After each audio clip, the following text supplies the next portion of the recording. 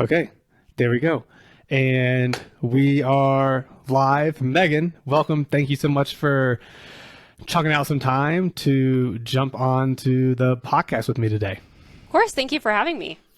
Absolutely. So let's start here for anybody tuning in who doesn't know who you are, what you do. Maybe they haven't heard of Nourish Balance Thrive. Can you give us the quick elevator pitch on who you are and what your like day to day looks like? Yeah, sure. So, I guess we'll start with what I was going to do, and we'll kind of end up where I am now with MBT. So, Beautiful. for a long time, probably since fifth, sixth grade, I was on the path to medical school. I went to UC Davis and majored in exercise biology. Changed my major a couple of times along the way. Started with, I went in with chem, then biochem, then I ended up as exercise bio.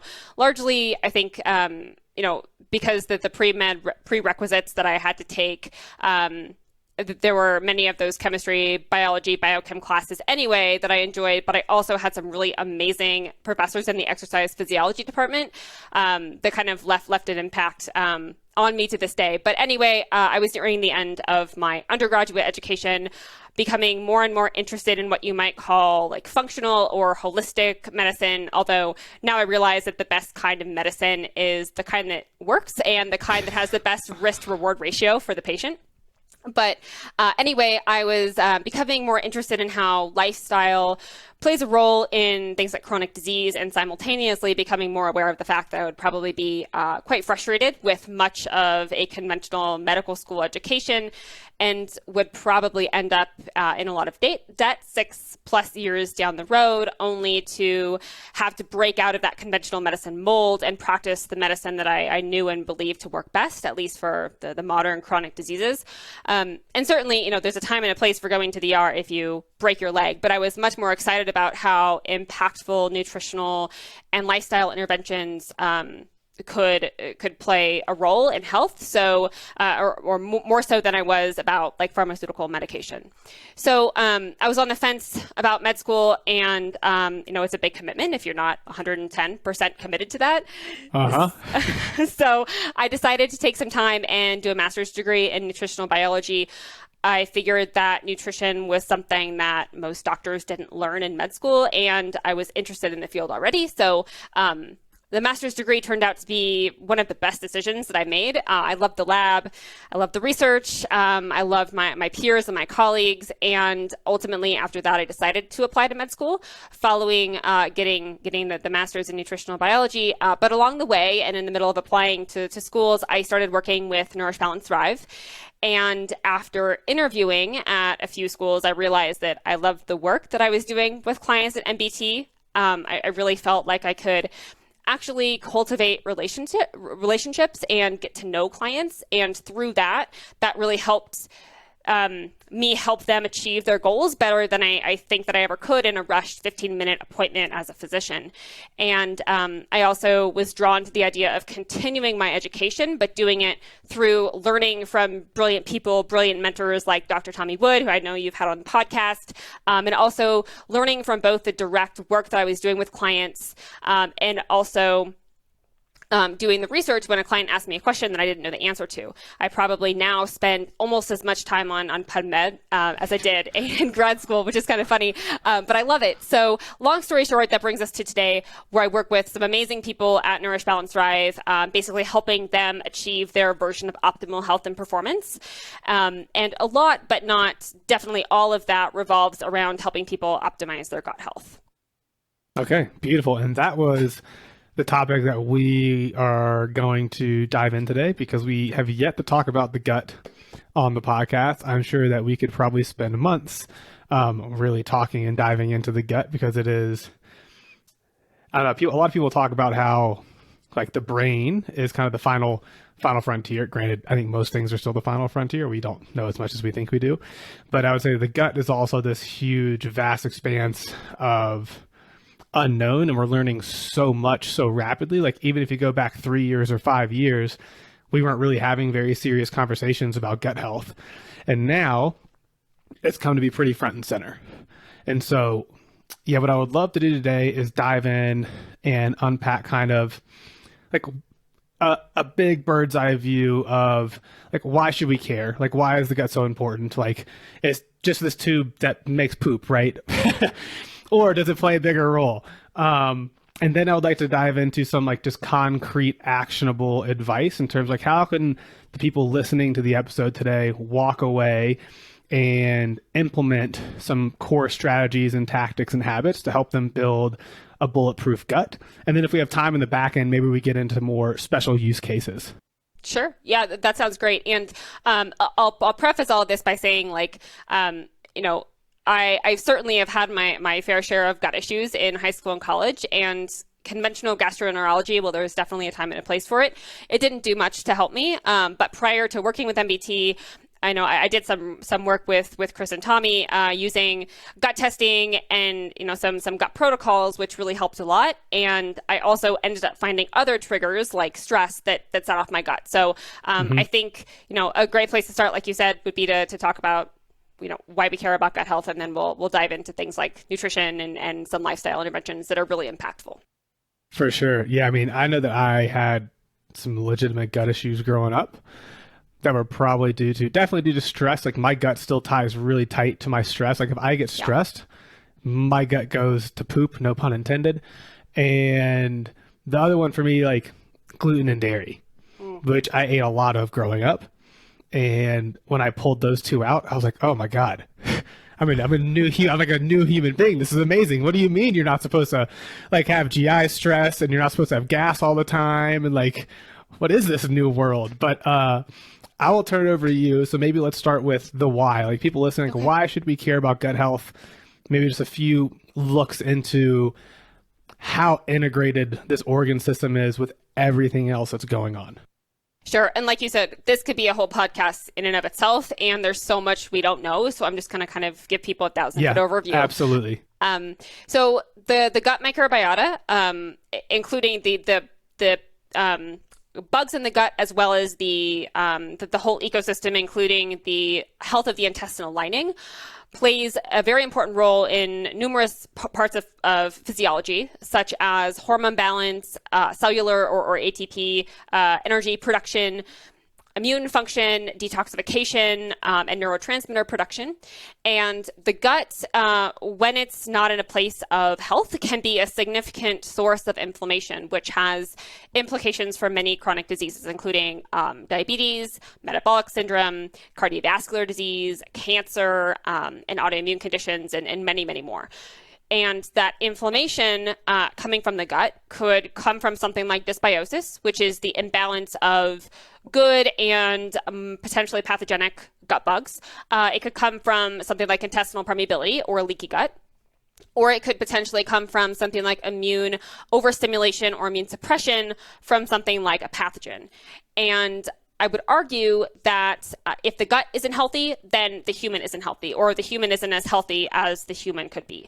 And when we think about gut-related symptoms, those symptoms can be overt gut symptoms like gas, bloating, constipation, diarrhea, abdominal pain, or they could be symptoms outside of the gut but still connected to the gut. So things like eczema or skin issues or headaches or mood disturbances. Definitely all of those things play into the health of the gut.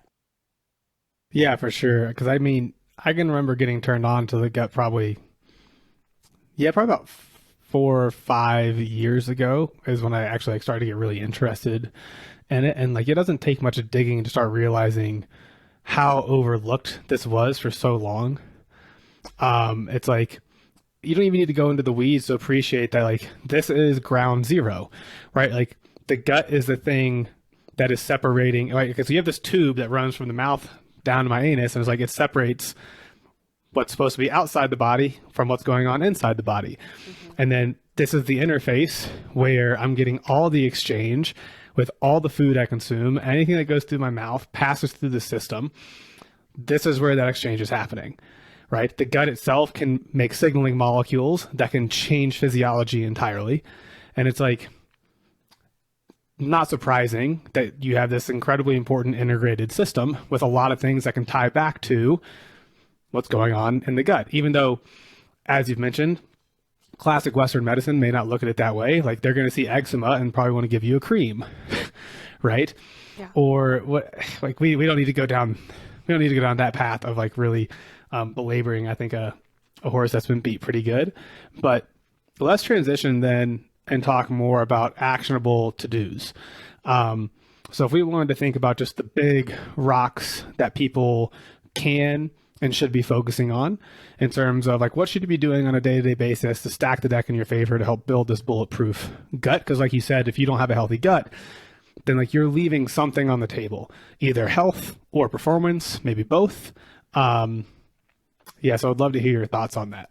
Sure. Yeah. And I would argue both health and performance. And oftentimes when I'm working with clients, they may come to us wanting to, deadlift more weight or wanting to, improve their endurance performance if they're an Ironman athlete. But oftentimes what happens is we get them healthier. And sometimes that has to do with working on the gut, and then performance then follows. So what I would always start with is nutrition or diet. So for somebody, basic, average person off the street, if they're following more of a standard American style diet, I would focus on real, whole, nutrient-dense foods, which largely means quality animal protein and a wide variety of plants if you're an omnivore. The ratio of those two things can be, different for different people in different stages of life, but, quality, whole, unprocessed foods. And I think that can get most people starting from a standard American diet a long way. Secondarily to that, you mentioned, a gluten-free and dairy-free diet. I think that, that can also be a really helpful trial and super impactful for a lot of people long-term. Yeah, I want to jump in just super quick on that point because this is one that I see lots of internet arguments about this whole gluten or dairy thing. Some people are like, it gets blown out of proportion. Some people like it gets both sides. And what I don't understand about the argument is I don't know if I could think of anything that is easier to test on yourself as an N of one subject. It's like, if you can test it on yourself as an N of one subject, that's the most important outcome. It's like you can PubMed, look at all the research studies you want, right? There are going to be complications. It's based off an average and statistics, but it's like take gluten out for 3 weeks, see how you feel. Just pay attention, put it back in, notice what happens. Similar thing with dairy. Like it's just, for me, I don't understand the arguments. They're such low hanging fruit. Take it out, see how you feel, reintroduce it, see what happens. Super easy. Okay. Yeah. Sorry. Yeah, I just had to get that one. 100% agree. Yeah, absolutely.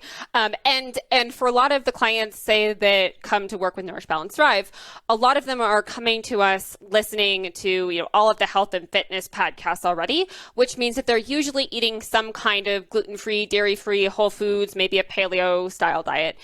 In which case, there may be certain additional dietary interventions to play with, to do that N of one experiment with, depending on, the person, their history, and their symptoms. So those might be things like a low FODMAP diet. FODMAPs are fermentable carbohydrates that can, or fibers that can basically cause, in some people with dysbiosis or bacterial overgrowth, things like gas and bloating. And then maybe even something like an autoimmune paleo diet or a low histamine diet, again, depending on, the person and what's going on with them. In general, there are some things that I think are that most people agree are beneficial for a healthy microbiome. So those would include things like plant diversity, which ideally comes with a diversity or a variety of fibers, plant fibers, and also plant colors. So thinking about eating the rainbow. That said, I think that it's very clear from the people that I work with that the diet that is going to be supportive of your microbiome today might not be the diet that's supportive of your microbiome 5 years from now. And those diets aren't going to look exactly the same across the board from person to person, which, like you said, is why that N of one experiment is so important and so helpful. So while there are some generally agreed upon nutritional interventions for gut health, like a variety of plants, fiber, color, whole foods, I think that it's also going to be personalized to some extent as well. Yeah, without question. Totally agree. And some people, for whatever reason, can't tolerate a lot of fiber. And maybe that's because there's some level of dysbiosis or bacterial overgrowth in the gut, or maybe that's because they're a hard-charging athlete that needs a lot of calories, and stuffing their gut with full of cups and cups of raw fibrous vegetables at each meal might not be conducive to health or performance. So for those people, I like to use, in addition to, some level of fiber, obviously, a variety of polyphenols, so color in the diet, and those polyphenols may or may not come with fiber as extra support for the gut.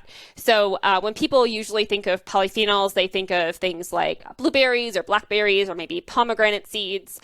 But other ways to get a variety of gut-supporting polyphenols into the diet would include things like herbs and spices, both fresh and dried, different teas, coffee. I can get to coffee in a minute because that's a good one and a bad one for the gut. Coffee. So do I. That one's never going away. Like, I don't care if my lab work comes back and it's just like in the floor, like, James, if you stop coffee, everything get better. I'm like, I'm just going to take my chances. Fair enough. And I'd even put, a good quality dark chocolate for polyphenols in that list as well. There we go. So can I interrupt real quick? Yeah, of course. I'm assuming there's some people listening to this who are hearing fiber and are probably wondering, why is fiber, like, what role is fiber playing in this gut health conversation? Like, why do we need fiber? Why do we want the fiber? Sure. Yeah. So fiber is incredibly important from a few different standpoints. It helps different kinds of fiber. There's soluble and insoluble fiber, helps bulk the stool, helps water get absorbed from stool and pass through smoothly through the colon. And fiber also is important for feeding beneficial bacterial species that produce short-chain fatty acids like butyrate, which go on to nourish the intestinal enterocytes, or the cells of the intestinal lining. And butyrate in particular is a super interesting short-chain fatty acid that we definitely don't know everything about yet. But there's some evidence that it can also be a signaling molecule outside of the gut. And there may be some other ways to increase butyrate levels, such as circulating beta-hydroxybutyrate if you're in something like nutritional ketosis. But in general, if people can eat and tolerate the fibers that go on to feed the beneficial bacteria that naturally produce butyrate and naturally help, help create a normal, healthy stool, then I would definitely encourage that. Beautiful. Okay, excellent. And then one other quick follow-up question in this train of thought, not technically related to fiber, but when we're talking about vegetables, there's a lot of conversation about like buying organic, not buying organic, buying local, et cetera, et cetera. I tend to try to stack the deck in my favor. Like, when we can, we try to buy it local, we try to buy it organic. Yep. That's like, because I would imagine that getting something in season. Plus, I'm not a huge fan of spraying all the Monsanto stuff. And I think that there's an individual, Dr. Zach Bush, who talks a lot about, I'm totally blanking on the one ingredient and is blowing my mind right now. Glyphosate? Glyphosate. Yeah, that one. So again, I think sometimes it's like, maybe we don't know the whole story, but I'm going to choose to stack the deck in my favor and avoid as many fires as I can. Yeah. It's like, we go local and organic, obviously do that as your budget can, but I didn't know like if that's something that you're going to be stressing with the people that you work with as well. Yeah, so it's a good question. And I think that I tend to fall in the same camp as you do. When and if you can, absolutely buy organic, buy local, buy both if you can, visit farmers markets. There's a couple of reasons for that. One is that buying local, the food is fresher, or the produce is fresher, and you'll get more nutrients from that food. The longer broccoli or carrots have been sitting on the shelf at a grocery store, the more nutrients they lose. So that's important from just a micronutrient standpoint. And then, from a glyphosate, pesticide standpoint, it's probably not great for us. We don't know all of the effects that those things have on mitochondrial function and gut health and bacterial balance, but I can almost guarantee that there's probably no upside of having those in your diet. Yeah, I would agree. 100%. Yeah, I think that there's no positive that can come from getting pesticides and glyphosate in your system. Like, just look up the history and what it was originally designed to do, and the fact that it pretty much kills everything. But we don't need to make this a glyphosate conversation. Okay, beautiful. So one other thing I was going to piggyback on there when we're talking about kind of this calorie consumption conversation, because just like the people listening to this They're going to be training. Most of them are going to be under eating. Yeah. And so I'll just say, like, from my experience, like, I pretty much stick to exactly what you've been talking about so far. Like, lots of animal meat. I eat as many vegetables and colors as I can that I can tolerate well. And then I handle white rice really well. So the vast majority of my carbohydrates comes from lots of white rice, some oatmeal, and then, yeah, some like blueberries and fruit when we can get them in season. But again, that's something just to pay attention to, I think, with yourself. Like, sweet potatoes are great. They don't pack that much of a punch. Like, if I need to get down 500 to 600 grams of carbohydrates in a day, that's a lot of sweet potatoes. It's a lot of fiber. So yeah, like, your gut probably isn't going to tolerate that. Yeah, so like white rice, rice cake, sometimes like chase the low-hanging fruit for calories and just be really good with like everything else that you're doing. So I was just going to chime that in super fast. Yeah, for sure. And I talk to people about this, and I incorporate some of those things myself as well, because ultimately I think that, you know, again, your average person on the street, they're probably going to do well with the cellular carbohydrates that look more like they came from nature. So things like root vegetables and fruit. Whereas, you know, an athlete who really needs to get in some calories and some nutrition without a ton of volume, they are in the context of an otherwise nutrient dense diet. I'm absolutely a fan of incorporating some white rice, some oats, you know, higher sugar fruits like bananas. All of those things can be really beneficial for athletes who need more nutrition. Beautiful. Okay. Before I interrupted you, I'm sorry. So please continue. The floor is yours. Okay. So again, just to reiterate what I was saying, I think, you know, a diversity of plants, and then a diversity of colors. And for colors, you know, you just think about eating the rainbow. You can also think about buying different colored vegetables of the same variety. So for example, you can get, you know, purple carrots as well as white and orange carrots, or yellow carrots. You can get purple kale as well as green kale. You can get different colored potatoes or sweet potatoes. So all of those things are going to have different kinds of polyphenols, which will also nourish your gut bacteria as well. One other thing I was going to mention from a fiber standpoint is it can be really helpful to balance the soluble and the insoluble fiber. And it's far from a silver bullet, but I have seen some people with gut issues, whether that's bloating or whether it's like diarrhea, resolve just by adjusting the ratio of soluble to insoluble fiber in their diet. So a lot of people who embark on like a paleo or a low carb style diet automatically will increase their insoluble fiber, which would come from things like above ground vegetables, think broccoli, leafy greens, cauliflower, asparagus, that kind of thing. And then they'll decrease their soluble fiber, which is coming mostly from things like root vegetables, whole grains, things like oatmeal, maybe some nuts, seeds, and legumes.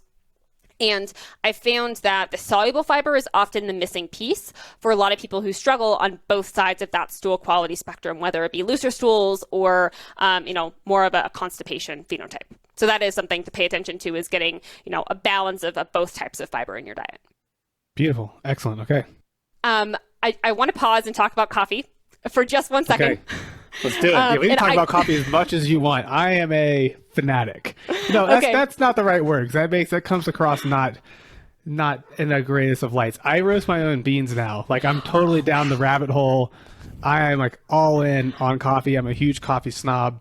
Nice. So yes, please, we can talk about coffee as much as you would like. Okay. Well, you might not love everything I have to say about it, but I'm also not going to tell you to remove coffee from your diet. Mm-hmm. So coffee and alcohol, I'll kind of put them into the same bucket. And I want to preface this by saying coffee has some amazing polyphenols. It can be anti-inflammatory for some people, but there are some elimination diets, such as the autoimmune paleo diet, that removes coffee, and there's a reason for that. So coffee and alcohol can be inflammatory for some people and cause some level of intestinal permeability or leaky gut.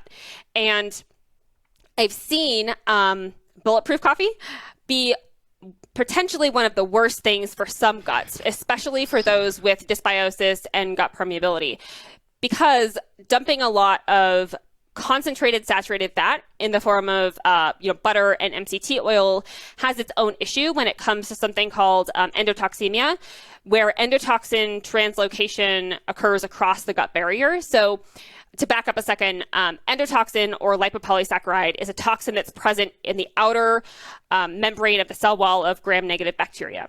And it can cause significant gut inflammation or systemic inflammation when the endotoxin gets past the gut barrier and into the bloodstream.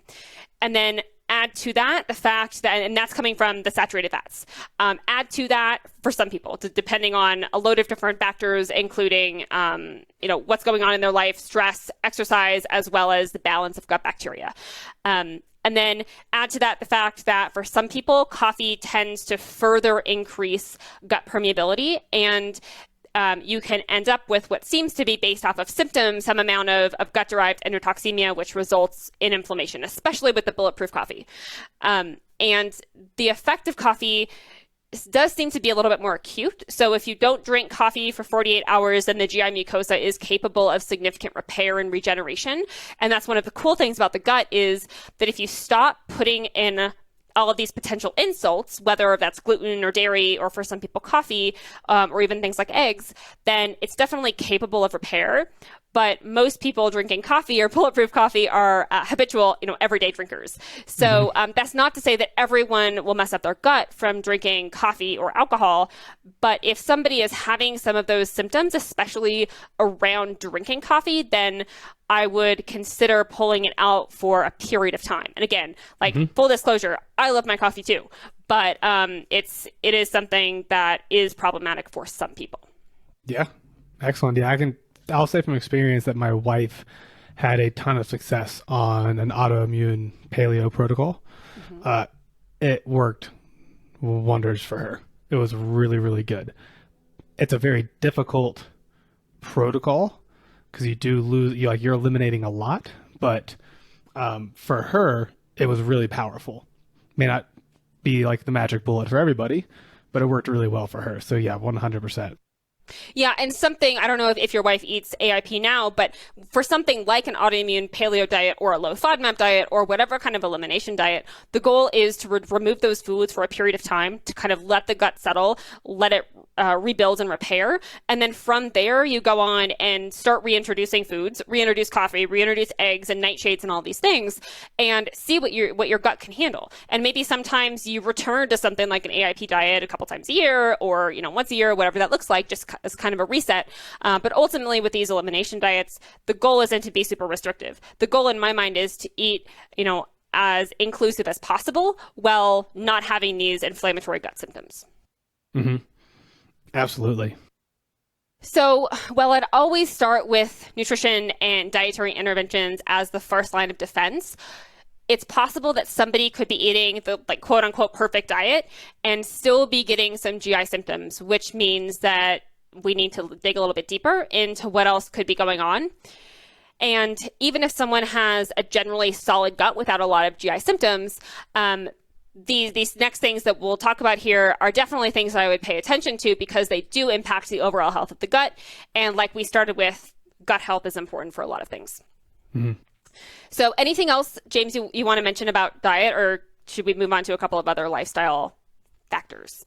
No, I feel pretty good with that. I feel good on the diet front. Let's jump to the lifestyle factors so that if someone's listening, they're like, yeah, I'm crushing this whole diet thing.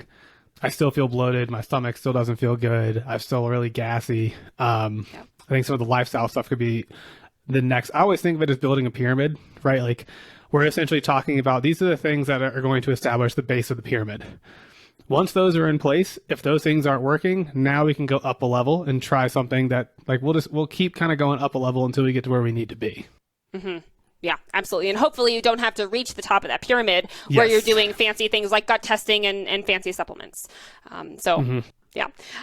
Okay. So other factors that I would consider when we're talking about, building a bulletproof gut, whether or not that's in the context of having gut symptoms or not.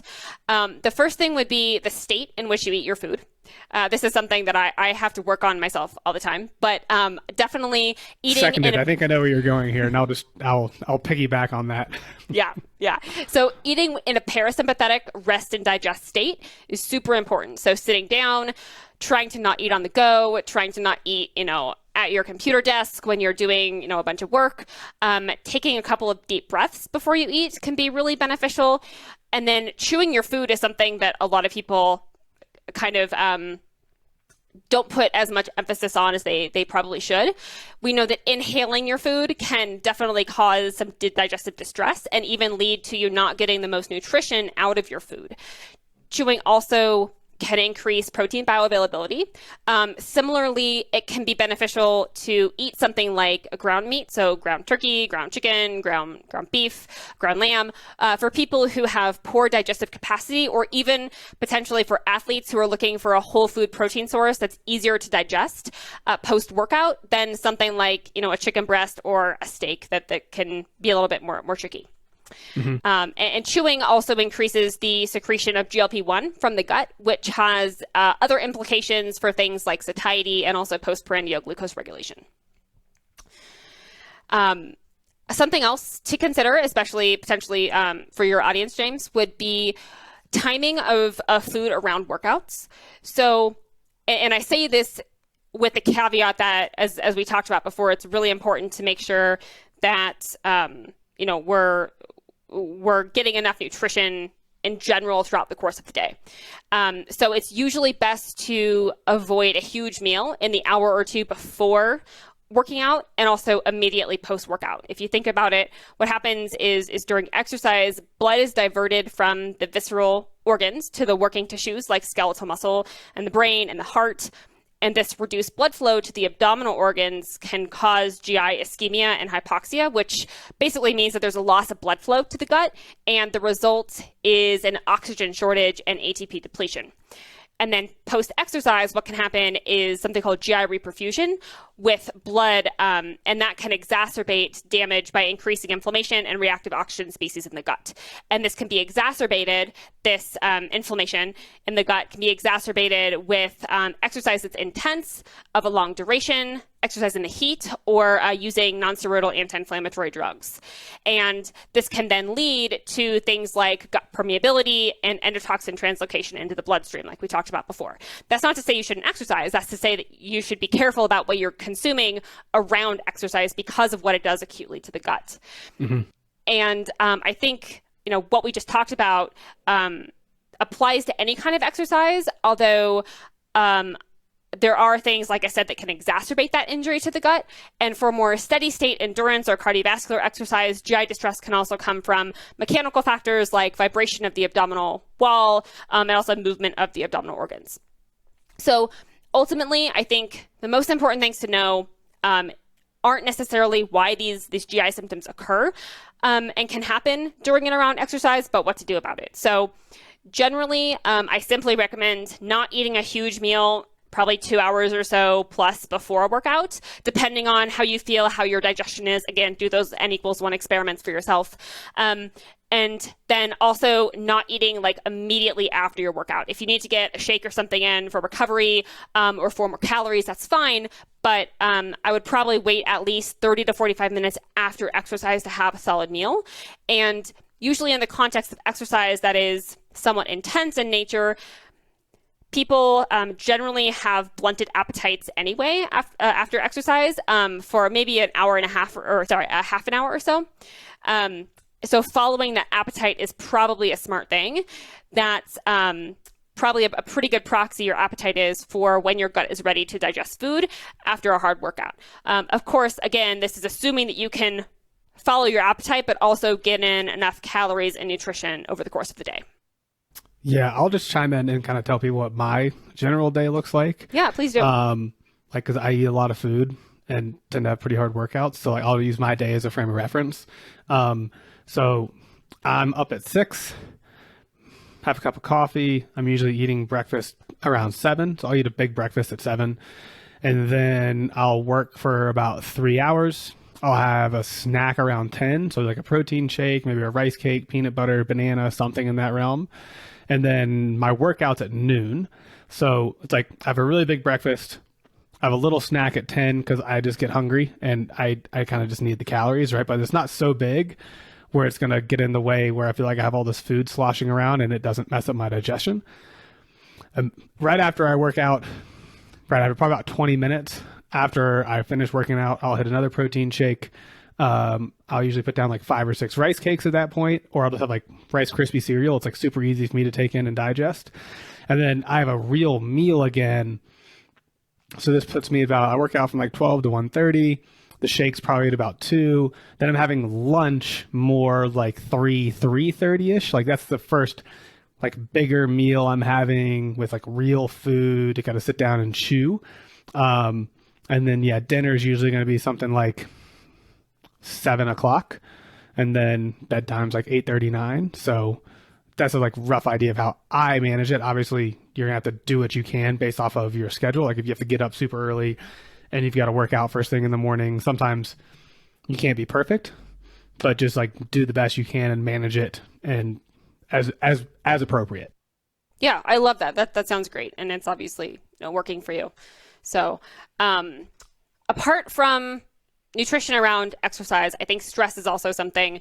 Both James and I commented that it definitely plays a role in how our guts respond, and in general, stress obviously has many different effects on physiology. But as far as the gut is concerned, it can impact digestion and nutrient absorption. And through different responses, such as immune response, endocrine, and autonomic nervous system responses, stress can also increase intestinal permeability and can also lead to things like inflammation and contribute to food intolerances, which may be why some people find that they actually can tolerate certain foods on vacation, but not when they're home and life is perhaps a little bit more stressful.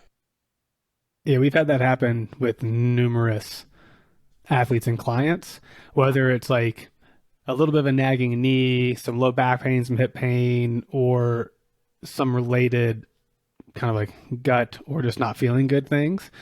They go on vacation and they feel like an absolute rock star. Right. And I'm like, oh, interesting. Okay, well, let's examine what's happening now. So yeah, definitely something for everyone to keep in mind. You're probably your stress level's lower, you're sleeping better, which makes everything better. So I definitely something to talk about, to like James said, keep in mind. I would also say on the stress front, there are other more indirect effects of stress on the health of the gut, such as when you're stressed, that might contribute to poorer food choices, which can then go on to have an effect on both the gut microbiome as well as the integrity and health of the gut barrier. And what's interesting is that there's kind of this bi-directional relationship. So stress can affect the gut, but the state of the gut can also, whether it's inflammation or dysbiosis, can also affect how we perceive and respond to stress through the gut microbiota communicating via the vagus nerve and even a neurotransmitter release through the gut. Excellent. Yeah. And then one of the things I was just going to chime in here on the stress standpoint, right? Because this is just Robert Sapolsky, Why Zebras Don't Get Ulcers 101. If you haven't read that book, you need to immediately order it on Amazon because it's one of my top 5 all-time favorites. But like an easy way to think about this is if you're running from a lion, you don't really care about your capacity to digest your food right now. That's not an immediate physiological concern. You're trying to figure out how to get away from this thing. And the unfortunate aspect is a lot of people are essentially living in that state all the time because they're stressed about getting to work. They're stressed about traffic. They're stressed about their relationships. They're stressed about the project that they need to get done. Like, it's just never ending. And so that's where I think ties back to what you said earlier of being able to maybe sit down and meditate for 5 minutes before you eat, not eating in front of a screen, like just taking time, slowing it down, like maybe take 4 or 5 deep breaths. Like these things all matter, like the dosage, when it's happening, how long it's happening for. So just something to definitely be cognizant and aware of. Yeah, absolutely. And especially if you're spending the money and the resources on buying the highest quality food that you can, you want to make sure that you're doing everything to actually reap the benefits of that high quality food. So sleep is another thing that probably affects the gut. There isn't a ton of literature yet connecting the health of the gut to sleep. However, anecdotally, a poor night of sleep can absolutely lead to stress, which can impact digestion and, hormone regulation, which can impact glucose control. And poor sleep can also lead to less optimal food choices. And there is some evidence, it's new evidence, but there is some that the gut microbiome diversity, which is generally thought of as a good thing, is associated with better sleep quality. Something else that there's not a lot of science on yet, but is interesting, I think, is the impact of social connection.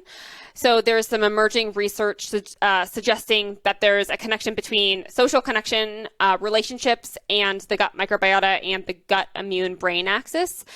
And this means generally being connected and not feeling lonely, but also, eating and sharing meals with others when you can as well. Pets, there's some evidence to suggest that kids who have early life exposures to pets, cats and dogs, have greater gut bacterial diversity, which, like I just said, is generally supposed to be a good thing. And there's also some research showing that children who grow up on farms have a lower risk of developing asthma, which probably has to do with a more diverse gut microbiome as well. The farm thing, or the farm aspect, could have to do with the animals. It could have to do with spending time outside. It's hard to know, but it seems like spending time around animals is probably a good thing for your gut bacteria. And anyone who has a dog probably knows that, it's hard not to be sharing a gut microbiome with a dog. Uh-huh. Yeah, he gets in there real close. Oh, yeah. There's like no personal bubble. No appreciation for space. We were like laying in bed the other morning, and then all of a sudden I just feel like, boom. And he's like right on top of me. I just got like a nose and face. He's like, hey, are you awake yet? And just like, I start getting just like a lick. And I'm like, yeah, I'm awake. I'm up. Let's go. Oh, yeah. Yeah. I have one of those too. Exercise. So we already talked about how intense exercise in the heat can potentially cause acute negative changes in gut barrier function, but long-term exercise seems to do positive things for the gut ecosystem, such as increased butyrate producing bacteria and short-chain fatty acids like butyrate. Exercise seems to long-term improve gut barrier function by reducing bacterial translocation and also reducing inflammatory cytokines, which likely have downstream effects on things like reducing overall systemic inflammation, increasing things like BDNF, which is brain-derived neurotropic factor, improving mood, increasing insulin sensitivity, and probably a lot more. Ultimately, there's a lot we don't know, I think, about the effects of exercise on the gut. A lot of this gut research is pretty new in general. And then when you get into niches like the effect of sleep on the gut or exercise on the gut or, social connection and the bidirectional relationship, it's all very new. But I think that more will come out for sure. So ultimately, I think that we can say that an appropriate level of movement is going to be beneficial for gut health, which will have downstream effects on your overall health. And then apart from diet and lifestyle factors, there are definitely some other things that can support gut health that we can get into if you want to, James. But I'll pause here to see if there's anything else you want to mention about kind of the big rock items that I think everyone should be focusing on. Yeah, I mean, I think everybody wants to make things more complicated than they need to be sometimes. Like that was one of my takeaways, like when in grad school working there for 2.5, 3 years. Like the question is not like, what should people be doing? Because we know what people should be doing, right? Like I was in a lab, we researched the oxygen cascade. We looked at aging, healthy aging and longevity. And like the question wasn't what do people need to do? Like we actually know that answer. Like the research and the questions at this point are like, how can we intervene probably pharmacologically so that people don't have to change their habits and behaviors? Like and that's just not really my jam. It's like, you talk to any of these researchers and it's like the same things continue to come up, the same things we talked about today. Like if you do a good job with your nutrition, you eat whole, real food, right? Like animal-based protein, you eat a wide range of colors and vegetables. We get you enough carbohydrates and calories as needed, nuts, seeds, some oils. If you exercise, if you're moving, if you have community and friends, if you're sleeping, if your stress levels are managed and low, right? Like these are the big rock things that always come up continuously. Yet I find so many people just don't want to do those things. They're like, they get bored with the basics. And I'm like, well, if you get really good at the basics, you tend to crush it. So yeah, I would say for the people listening, like you may be listening and be like, oh, James, that summary is really obvious, duh. And I would challenge you back to say, okay, well, how many of those things are you actually doing? Just because it's obvious, just because it's air quote like easy, doesn't mean people are doing it. Because if they were, we wouldn't have so many problems, right? Yeah, 100%. I'll just say, like, I talk about this stuff, it's my job. And I, by no means, am 100% perfect, about a lot of these things. At some periods of time, I'm better than others, but there's always something within those big rock items for me to work on. So just to say that. I'm the same way. Like, I know this stuff, but it slips. I get into stretches. Like, just keep coming back and getting really good at the basics, because that's the Pareto principle. The basics are the 20% that get you the 80% of the outcome. And if that's not good enough for you, then let's ask some different questions. Let's dig a little bit deeper, right? I'm trying to think if we should go anywhere else with this, or if that could be a really good place to leave people. Because I'm hesitant to go farther, knowing that people are just going to like brush over everything we've talked about, and then they're going to hyper focus on the supplements. Yeah, they're going to hyper focus on some supplement and not focus on the stuff they should. Maybe we'll just talk one supplement super quick and kind of get your thoughts on this. But I think that the answer is it may depend. You're probably going to need a gut test to really know where you are with this. Sure. So we get questions a lot like probiotics, prebiotics, things in that realm, right? I take a probiotic every day. That's simply because, one, I was a C-section baby, so stack the deck in my favor a little bit. Two, like what do you take? Do you mind me asking? I take Design for Health Probiotic Synergy. Okay, that's a good one. It's the one I've had the best results with. I've taken like 3 or 4 different ones. That's the only one that I get a noticeable change in difference in digestion, etc. Okay. But I've also had gut testing, so I know that I tend to lean on the side of an insufficiency dysbiosis. I tend to not have enough. I'm not the overgrowth person, right? So I'll turn this over to you, because I think like it may be hard to really give a recommendation without a gut test. But in this prebiotic, probiotic realm, how should people be approaching this?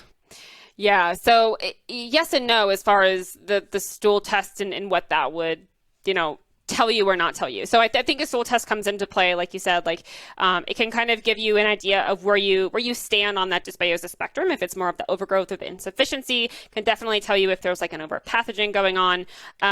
But in general, when it comes to probiotics, I think that there's a couple of things that you can do even without testing. So there are a handful of probiotics that have been studied extensively in the literature. So that would be things like Florastor, which is a Saccharomyces boulardii strain. Lactobacillus rhamnosus GG is another one. Visbiome, which was previously VSL number 3. So if you can go into the literature and kind of see what those specific probiotics have been helpful for. Again, we're talking averages, we're talking randomized controlled studies. Sometimes it just takes what you did, which is experimenting with a couple and seeing which one gives you the best result. But sometimes if you can take a specific probiotic that's been studied for a specific thing, for example, diarrhea or really loose stools, Saccharomyces boulardii or the Florastor, for example, seems to be really beneficial for people who get traveler's diarrhea. So if you're going, traveling, if you're going, to another country, that might be something beneficial to take. But basically, if you can mix and match, or if you can be as specific as possible with the strains, I think that's really, really helpful. A lot of the probiotics out there, just commercially, they don't even give you the actual strain at the end of the probiotic. They'll say, Bifidobacterium longum, and then that's it. They won't have the extra little numbers and letters at the end. So what you're looking for are those numbers and letters at the end. That doesn't mean that if a probiotic doesn't have those specific strains that it can't be beneficial, but it means that you can't be as targeted as far as, going into PubMed and looking at what it's been, studied for. So I think probiotics can be helpful. I don't think they're the be-all, end-all. It might take some just general experimentation on your front or on your part to find the right one for you. And then as far as prebiotics, some probiotics will come with a little bit of prebiotic in them, which is great. It's fine as long as you tolerate those prebiotics. In general, when it comes to prebiotics, I prefer to keep people to get those from the food that they're eating. So that's when it comes, to those, the variety of vegetables, the variety of plant fibers, all of those things like garlic, onions, apples, carrots, leafy greens, Things all that of are those delicious. things. Yes.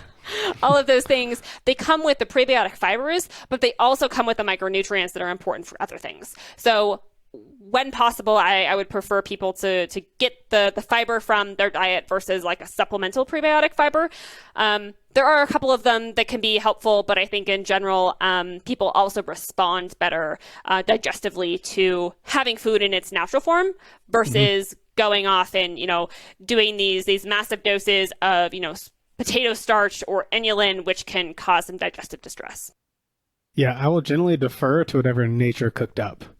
Yeah. Right. Like when we just think that Lindy effect, what's taking place over time, nature's run more studies and more experiments than we could ever run in our lifetimes. So if it survived over the course of evolution and time, like I would probably go there first before you go to something that we cooked up in a lab, especially in food, because I just personally still feel there's a lot we don't understand. I still think when we're looking at food, like it's not just vitamins and minerals. Like there's so much more going on there that we just don't understand yet, like the phytonutrients and how all of that gets packaged together, right? Like just taking fiber by itself probably isn't the same as getting it with a plant and everything else that comes with it. It's the total package, it's the integration. Those are my 2 cents, but Megan, I think of food as almost like a complex. There's a complex of vitamins, minerals, nutrients, water, different fibers, different phytonutrients, different macronutrients, and trying to tease apart, which part is beneficial, I think is almost a moot point. So I think they're together for a reason. They are the way they are for some reason. So exactly. Well, Megan, thank you so much. This was excellent. Of course, my pleasure. So glad you got to come on. We got to chat about this. We'll have to come and do this again, and we can talk about something else in the future. But for anybody listening to this who has really enjoyed hearing you or potentially wants to reach out and ask for help in this realm, what's the best way for them to get in touch with you? Probably I would refer them to the Nourish Balance Thrive webpage. And we have a podcast over there that I've been on a handful of times. Chris Kelly does most of the podcasts, but it's a fun podcast. You've been on it. Chris has been on yours. And if you want to reach out as far as, maybe getting some help with your gut health or other things that are going on under the hood, we do a lot of additional testing like blood work.